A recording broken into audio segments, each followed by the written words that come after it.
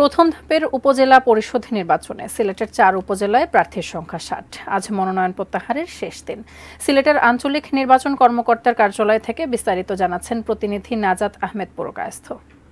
প্রথম ধাপে সিলেটের 4টি উপজেলাতে নির্বাচন অনুষ্ঠিত হতে যাচ্ছে। এর মধ্যে সিলেট সদর উপজেলা, বিশ্বনাথ, গোলাপগঞ্জ এবং দক্ষিণ সুরমা, এই 4টি উপজেলাতে গত 15 এপ্রিল মোট 62 জন মনোনয়নপত্র দাখিল করেছিলেন। তারপর 17 এপ্রিল 2 জনের মনোনয়নপত্র বাতিল করা হয়েছিল। আজকে 22 এপ্রিল, যেটি হচ্ছে আজকে, যারা আছেন তারা তাদের প্রার্থিতা বাতিল করতে পারবেন আজকে। তারপর আসলে আগামী 23 তারিখ যারা প্রার্থী আছেন তাদের প্রতীক বরাদ্দ করা হবে। আমি আছি সিলেট আঞ্চলিক নির্বাচন কর্মকর্তার কার্যালয়ে। আমি যদি বলি, সিলেটের যে 4টি উপজেলাতে মোট এখন পর্যন্ত 60 জন প্রার্থী রয়েছেন। এর মধ্যে 27 জন হচ্ছেন চেয়ারম্যান পদে, 23 জন ভাইস চেয়ারম্যান পদে এবং 10 জন মহিলা ভাইস চেয়ারম্যান পদে রয়েছেন। যারা প্রার্থী হয়েছেন তারা কিন্তু আজকের মধ্যে তারা তাদের প্রার্থিতা বাতিল করে ফেলবেন। আর যদি তারা না করেন, যারা নির্বাচন হবেন তাদের মধ্যে সাংগঠনিকভাবে কঠোর ব্যবস্থা নেওয়া হবে।